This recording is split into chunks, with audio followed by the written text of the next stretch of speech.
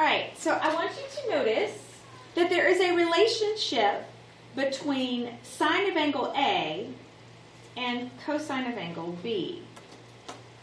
And cosine of angle A and sine of angle B.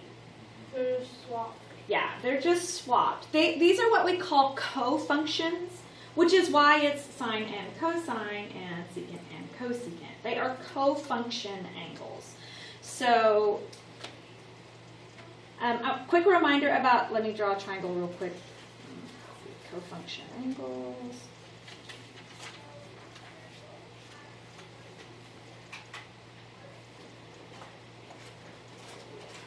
In case you have forgotten about triangles, the angles are labeled with big letters.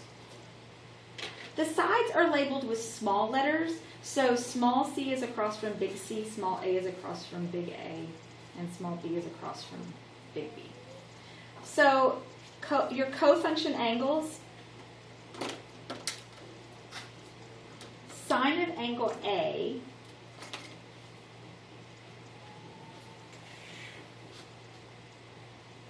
is equal to A over C, and that's equal to cosine of angle B. That's your co-function relationship.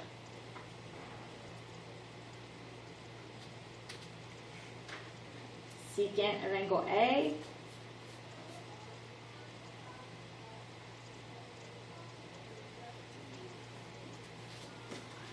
so if I'm standing on angle A, secant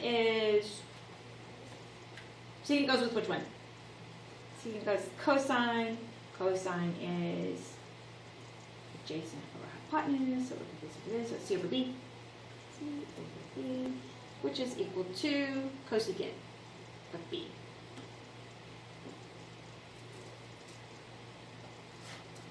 And then tangent of angle A would be A over B, which is equal to cotangent of B. And you could reverse those. Sine of B equals B over C, which is equal to cosine of A.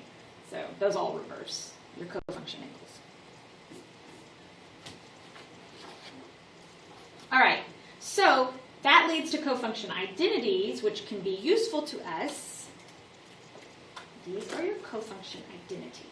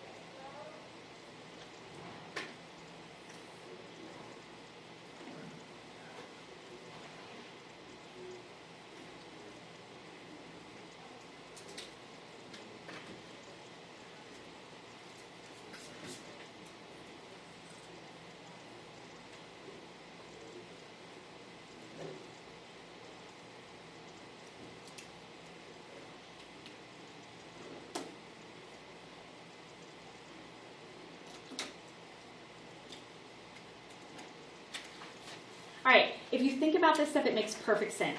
Because if you're looking at your triangle, remember, inside of a triangle has a total 180 degrees. This angle, angle C, is 90, which means that the other two angles split 90 degrees between them. So if I'm talking about angle A, and I'm going to do sine of angle A, then we know that the cosine of the other angle is the same, and this angle has to be 90 minus A, because that's the rest of the degrees that are left in my triangle once you subtract this 90-degree triangle. So it's pretty easy. It's like, you don't necessarily have to memorize all that. You just know which one goes with which. So example, a couple of examples. So if they give you sine of angle 9,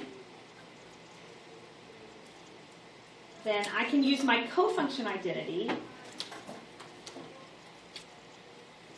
So sine of angle 9 equals cosine of 90 degrees minus 9, which equals cosine of 81. So these two things are cofunctions, sine and cosine, and these two things are complementary.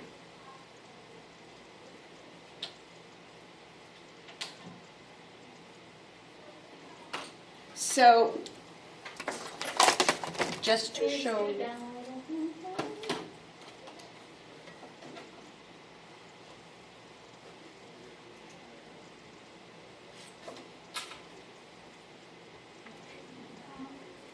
So just to show you, if I plug sine of 9 in my calculator, I get 0.1564. If I plug cosine of 81 in my calculator, you get the exact same thing. That's what they mean by their equivalent. Okay. So if I have cotangent of 76, cotangent is cofunctions with tangent. So that'd be cotangent 76 is cofunction with tangent 90 minus 76. Cotangent of 76 is equal to tangent of 24.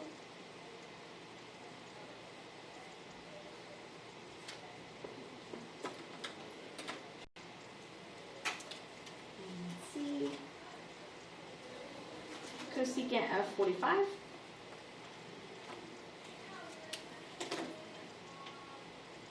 Okay, so cosecant 45 is a cofunction with secant.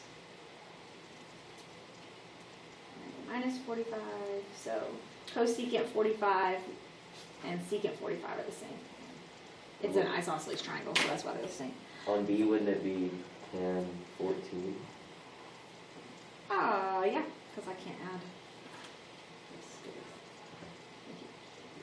add. So let me tell you where the problem comes in. That still looks like a 24. Let me tell you where the problem comes in. Getting them mixed up. Cofunctions mixed up with reciprocals. So remember, the reciprocal of sine is cosecant. The cofunction of sine is cosine. So that's